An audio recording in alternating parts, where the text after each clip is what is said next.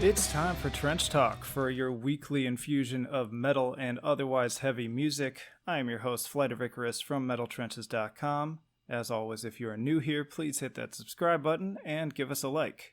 This week I've got an interview with Naas Alcameth, the mind behind the new project Aoratos, as well as Nightbringer and Akhlys. This is a black metal project based out of Colorado, and without burying the lead, hope you enjoy our discussion.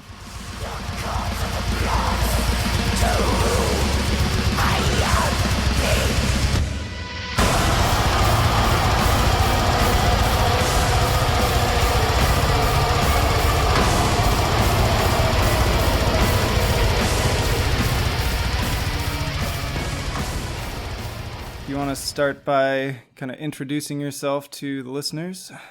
Yeah, Naas Alcameth, kind of the mind behind Aoratos, Akhlys, a couple others, Nightbringer, Best Arcana. Cool. So I really dig this new album, but the first question that one of my other writers brought to me was like, why is this another project? Like, why the decision to make this something brand new as opposed to using like the Nightbringer or Akhlys monikers? Yeah, that is a popular question and a fair question. So there's a couple kind of things to that there. The more immediate thing when I was starting this project, it was very specific to the subject matter on it, which again in itself is quite specific, and that's kind of mainly has to do with this idea called the genus loci, spirit of the place. As far as on that side of things, before we touch on the actual stylistic side, whereas like something like Nightbringer is a bit more broad and a bit more kind of high-minded on the ceremonial magic kind of side of things, speaks of kind of more grandiose things in the scope of occultism. Aoratos is kind of deals with more immediacy, things that are kind of more accessible. And again, back to the genus loci, spirit of the place, and that kind of concept for people that aren't familiar is that certain areas are, such as shunned-like places, haunts, abandoned places, wild places in nature, can have their own presiding spirits. That's kind of the driving theme behind Aoratos. With Akhlys, it everything has to do with specifically dream experience. So that was kind of the initial idea there. Another element that kind of happened here, which I don't want to get into too much, was we weren't really sure what the future of Akhlys was going to be. It was looking pretty grim there for a while. Furthermore, in conjunction with that, Nightbringer on the live side kind of started to go by the wayside, more so because of kind of a complicated thing to do when you have members in different countries. Yes. Yeah. Yeah, so that one's a hard one to organize. So, I had all these factors going on at the same time. And so that was kind of how this all came about. Furthermore, beyond that, of course, at any point I could have just shifted it over and said, this is Akhlys, this is Nightbringer. But stylistically, at least from my point of view, it is different. And it has its own atmosphere. It has its own spirit to it. That enough so that I thought that it stood on its own. And whereas I also have material set aside for, for example, for Akhlys that is quite different. Again, this kind of reinforced that. So those are kind of all the factors that went into the decision to keep this its own entity. Okay, that actually clarifies quite a bit. And thank you also for correcting my pronunciation of Akhlys. I just always went around assuming it was Akhlys, and I'm way off on that one. And actually my pronunciation's a little bit off too if you were to compare it to the actual proper Greek pronunciation. Yeah, it doesn't roll off the tongue so well as an English speaker. I absolutely loved Akhlys. Like, that is probably my favorite thing you've done. Perhaps maybe up to this one. Like, I'm really loving this new album. Sure. Would you say that the differences are more thematic, or are there specific kind of instrumentation pieces that you would also throw into what makes this different? So again, I'm kind of from the inside looking out. So from my perspective, there's always going to be, of course, you can't escape yourself, stylistically. Right. That's very hard to do. But anyhow, with Aoratos, I kind of took a more aggressive approach on it. You see a bit more of that, I would say, on the first half of the Akhlys Dreaming Eye album. But there was a lot more where it gets into kind of like more the kind of grandiose atmosphere, kind of melodic stuff, especially near the end. That's on Gods Without Name that we really avoided that for the most part. There's some parts that touch on it here and there, but really kind of put it heavy sided towards the kind of more chaotic end of things, the more chaotic, aggressive end of things. Even with the synthesizer and ambience and all that kind of stuff. Well, I'd say particularly Thresher comes to mind in terms of aggressive. Sure, absolutely.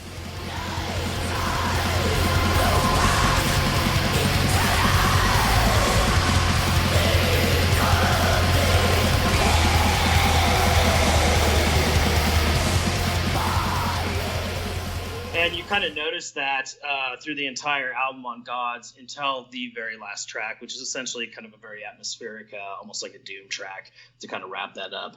But that one aside, the album pretty much is consistently bombastic.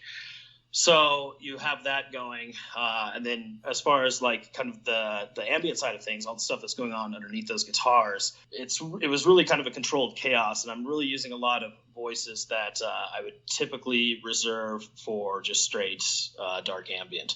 So a lot less of what you were hearing in Dreaming Eye with choirs and whatnot. So that kind of adds another element of like chaos to it all. So again, I think I felt that even with the riffs that there was enough differentiation. Just wasn't feeling that it was Akhlys to me. Definitely wasn't feeling it was Nightbringer or Bestia.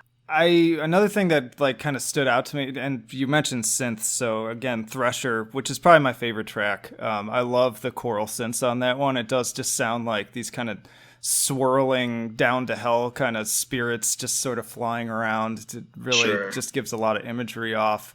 But another thing I notice about your songwriting, at least the way I'm taking it, I tend to personally complain a lot about repetition in music when it's not done well, but I feel like yours is an example of how you can take repetitive elements and put them together in such an effective way that it keeps it engaging and interesting. So I don't know if you characterize your songwriting that way. Thoughts on that?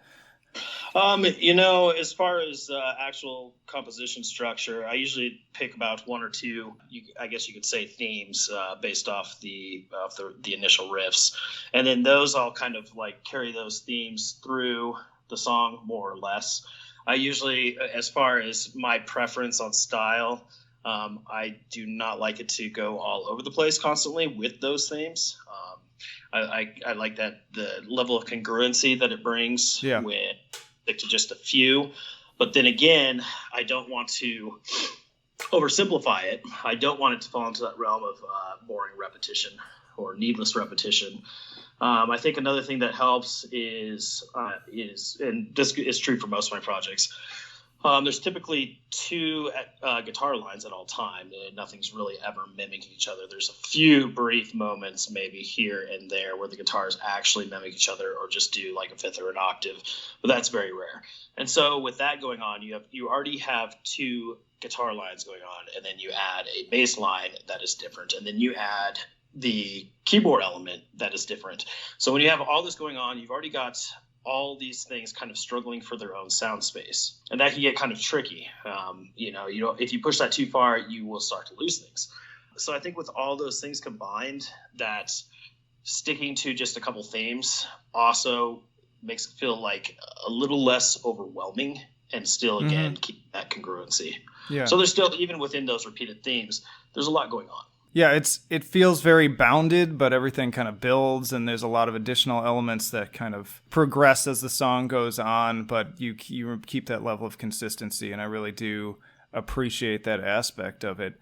You mentioned the two guitar lines, which you've got this lead guitar sound on some of the tracks that is very, like, distinguished. Like, I hear that tone, and it's just very specific. I don't know how to describe it, but it's on some of like the descending tremolo lines. And I was curious, like, what effects you're using to create that sound. If you don't want to give away trade secrets, I understand.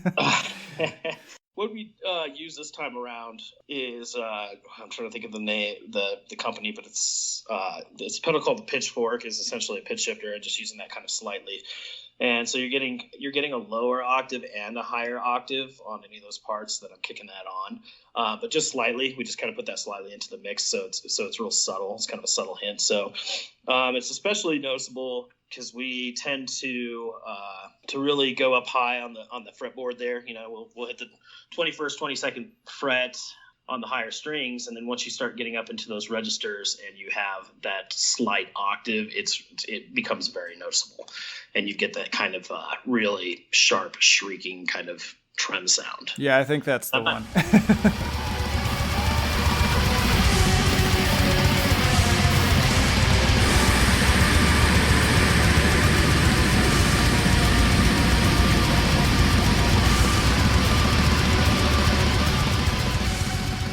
Yeah, I'm not sure if that's what you're referring to, or there was a couple different things that we kind of experimented with. So, but that is one of them. We did other stuff as well. Like I ran a MIDI pickup just to kind of break outside the box on some of the keyboard stuff, and actually ended up using this ambient suite by Zero G called Surface Tension. And actually, the guy that had created it all with guitars and bass. So I messed around with that too, and kind of we layered that in. That's what you're hearing in that intro and outro, and then in Holy Mother of Terror, it just sounds like a really cool effect on a clean guitar kind of deal. And we layered that in a couple spots throughout the album. So that was another thing that we had experimented with. What would you say kind of brought you to this particular sound? Because like you said, you can't really escape yourself, and you've been toying with a number of these elements for several years now. Is there something specific that brought you to this particular kind of way of doing things? Well, it was probably, of course, a long development over many, many years. Probably the most influential band when I started doing this, I guess back when we started doing Nightbringer, was Early Emperor. So that's probably comes as no surprise to a lot of people. But they have kind of captured that as far as that wall of sound going, the guitars playing their separate lines, kind of more of like a classical approach of writing, I suppose. And outside of that, I've always kind of just really been drawn to the wall of sound. And so that's been important. I think a lot of too, like my stylistic development kind of rotated around Nox Corvus, who is now a member of this. He was on the album. But the original member from Nightbringer, who I started Nightbringer with, and when we had started at the onset, a lot of the trademark stuff with the really fast speed picking, and again the high register stuff, all the high fretboard work. That definitely influenced me, and I've kind of just developed it out along the way. I'm not sure if that sufficiently answers your question. It's a hard question to answer, but no, I think that gives me a basic idea. Favorite moments on the album, like what stands out to you? Oh, that's a tough one. I really like the integration of what I was talking about before with the MIDI pickup, using the guitar synth on the kind of the intro and then into the opening of Holy Mother of Terror. That was kind of something that was done near the end of the recording of the album, and something that I kind of wish that we would have worked in more, just because I love the way that it came out, the atmosphere, and something I'll probably consider working in more in the future.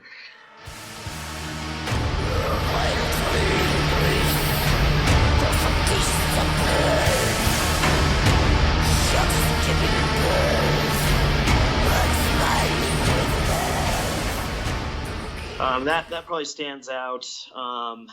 There's some parts where it's just everything kind of just falls down into absolute chaos. Of Harvest is a good example. There's a point where it kind of just all turns to pandemonium, and I think it really came out well with the way that the riffs were composed there, in combination with the keyboard stuff and the specific voices we use there.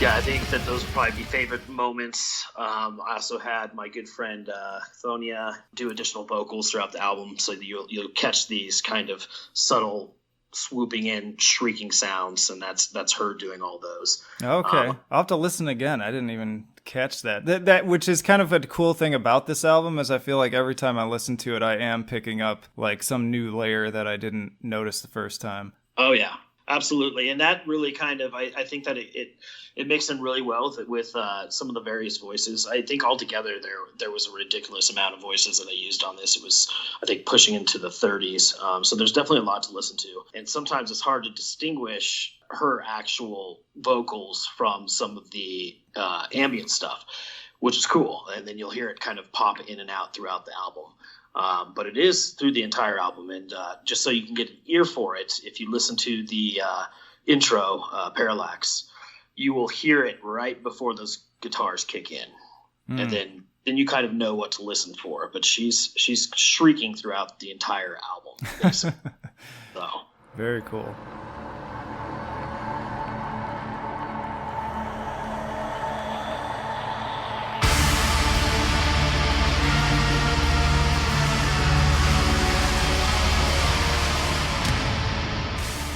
So yeah, I'd say those are probably some of my favorite moments. I think that everything, the way it winded down as well, and kind of tied things back in with the Parallax 2 with the outro. I really love how everything kind of pulled together, and the addition of we use certain vintage samples like I'm trying to think of the term for it now.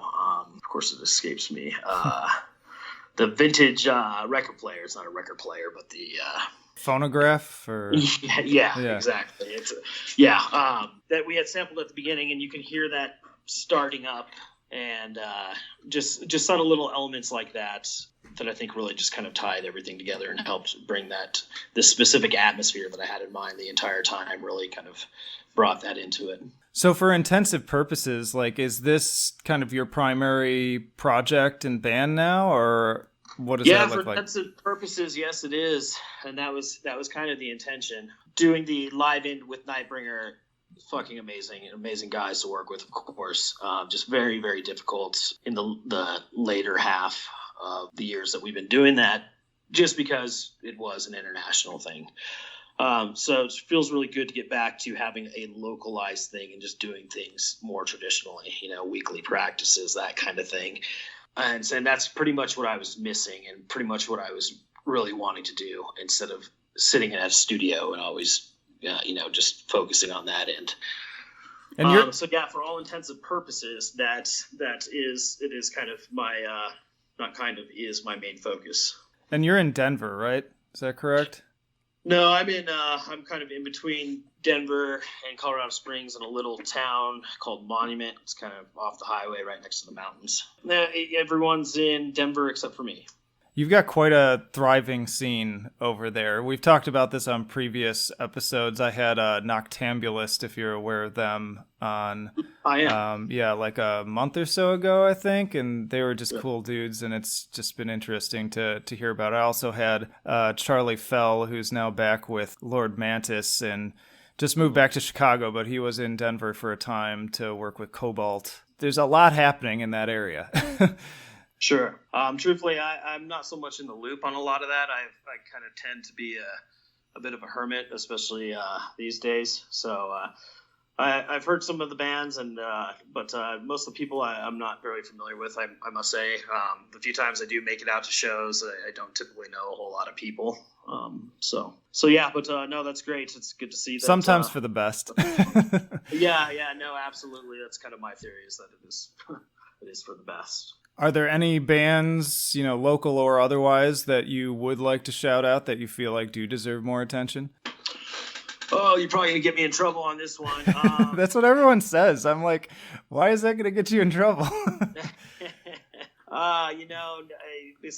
Besides plugging my own guys, which I'll just skip that for now, nothing really is coming to mind. And again, it's more of probably just not keeping up with some of them. I'm sure there's ones out there that I'd love.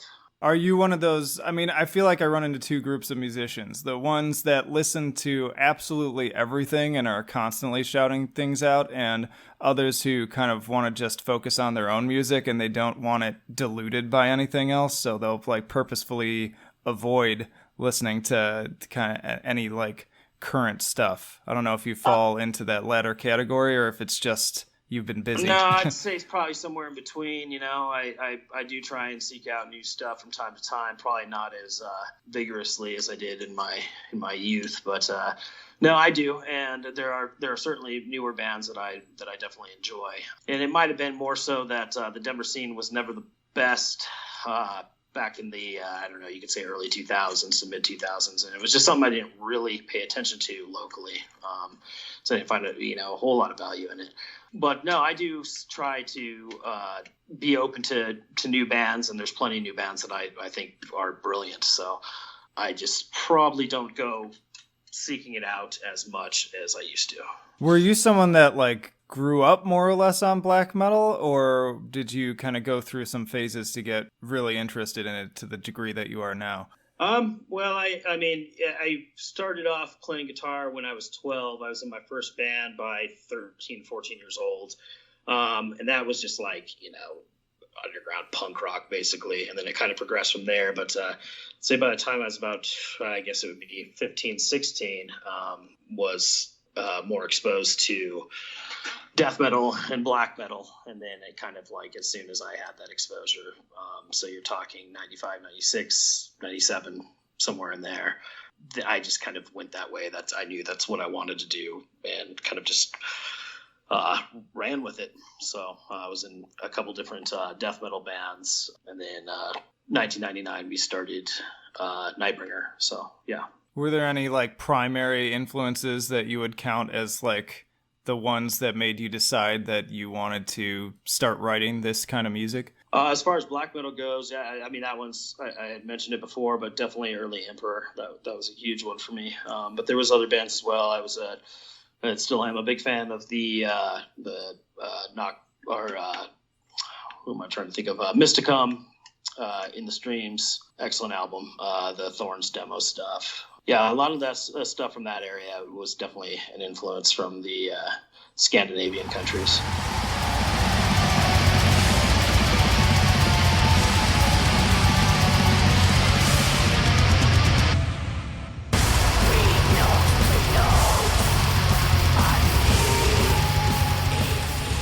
You've been doing this for a while, and I like to ask people what they think about kind of how the music scene is now versus back then. I mean, so much has changed, both from a technical standpoint, from a financial standpoint, how you get your stuff out there, how people react to the music Sure. on a social level. I mean, any just general thoughts on shifts that you've seen over the years?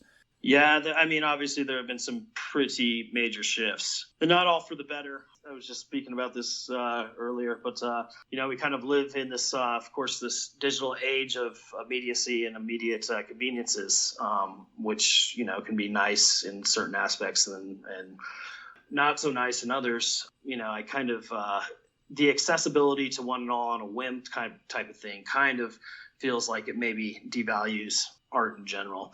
And especially these things that kind of like you had to have a certain amount of dedication and fervor and be tenacious about to kind of find your way into these things and to obtain the albums and to, it's not just clicking on something that looks cool because it's on your computer screen or because someone else blogged it or whatever.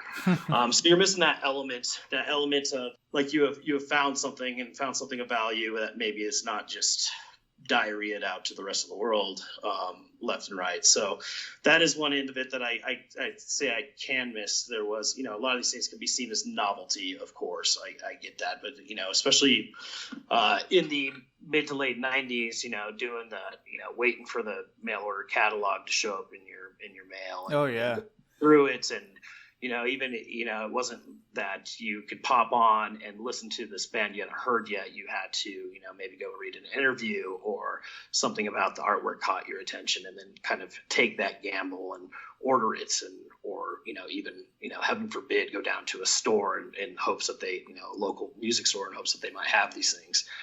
So yeah, all that is kind of missing now. The other piece of it is I think that people get really content with just streaming music, not owning the physical copies. Of course, this is the way that the world is kind of pushing in general, not obviously just with this, but again, it is kind of like it's an art, and it's when you have that physical copy in hand, you've got the whole thing. It's all inclusive, You've got all the artwork, you got all the lyrics, and again, it's a substantial thing that you can hold in hand, and it's very different from just gazing upon the thumbnail of the album cover on a screen. So those kind of things are the I guess you could say the downside of it. It starts to feel more and more maybe plastic or pushed towards the commercial end of things. Yeah, and I always try to encourage people to still buy physical copies. I maintain a pretty, if I could afford it, I'd buy vinyl, but I'd still maintain a pretty diverse CD collection. And there is something about like holding it and looking through the artwork. I think the other thing that's just popping to my head as you're talking about this too is even though people are still selling physical copies and you can still get them, I feel like there's been a shift even in that too that's been disappointing, where I really like getting an album and being able to like pull out a booklet and actually look through like liner notes and various Absolutely. pieces of artwork. And a lot of bands now are just putting out like the trifold digipack that doesn't have any extra content in it. And Sure. that's always, if I'm being honest, that's always kind of disappointing to me when I get one of those. I'm like, oh, there's no like insert. There's nothing else to look at here. Yeah. Well, at that point, it just feels like a minimal effort, obligatory thing that they had to do instead of just putting it out digitally. At that point, you might as well just put it out digitally. Yeah, I kind of feel I still like having it on my shelf, and I still like having that added layer of support and Absolutely. just even the smell, like just the smell of like a new CD out of the packaging. There's something special to that that really takes me back to being like a teenager. But yeah. Oh yeah, absolutely. Well, what else? Anything else you want people to know specifically about this project, the album, or things moving forward? I don't know if you've got like any touring or shows figured out at this point.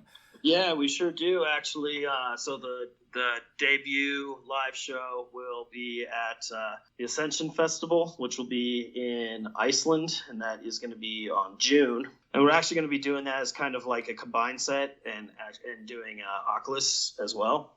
So it'll be a debut for Fuck yeah. both acts. That sounds awesome. Yeah, so that and then we've got a couple more things that look like they're developing quickly here. So it looks like we will be probably traveling through U.S. and Europe this coming year. But there will be more on that as soon as it's more on stone. Cool. Who else is playing that Iceland show? Oh man, the lineup is pretty incredible.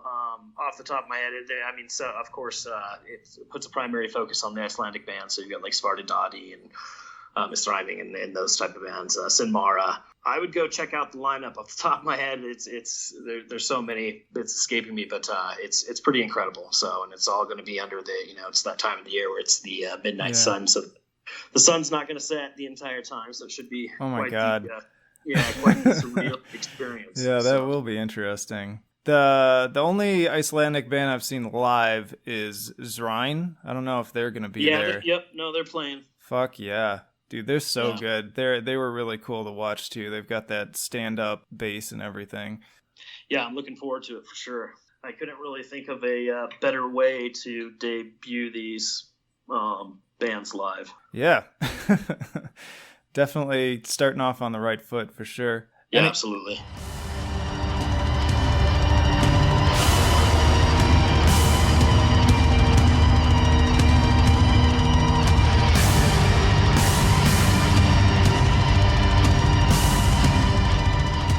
Once again, the project is Aoratos, Aoratos, and the new album is called Gods Without Name, which will be out via Debemer Morty Productions on March 22nd. And I think that'll do it for this week. Hope you enjoyed the interview. Please do, again, if you're listening to this on anything besides YouTube, please do also go subscribe to the YouTube channel, because especially on weeks like this where there's really only enough time to cover one project, I still want to push other bands out there. There's lots of other good stuff coming out this week, and so you can expect to see shorter version reviews on the YouTube channel that you will not find here in the podcast. So go do that. You can, of course, also follow us on social media. We are on Facebook, Instagram, Twitter, Vero, and now on Minds.com. You can also check us out over at Bandcamp. And if you'd really like to support us financially, we do have a Patreon at Metal Trenches. Just $1 a month makes a difference, but if you join at the $5 tier, you can actually get these episodes early and hear them before anyone else does. And at the $10 tier, I will shout you out at the handle of your choice. If you have a website or band or whatever you want me to just put out there, I will do that. But for now, this is Flight of Icarus signing off. I will see you in the trenches.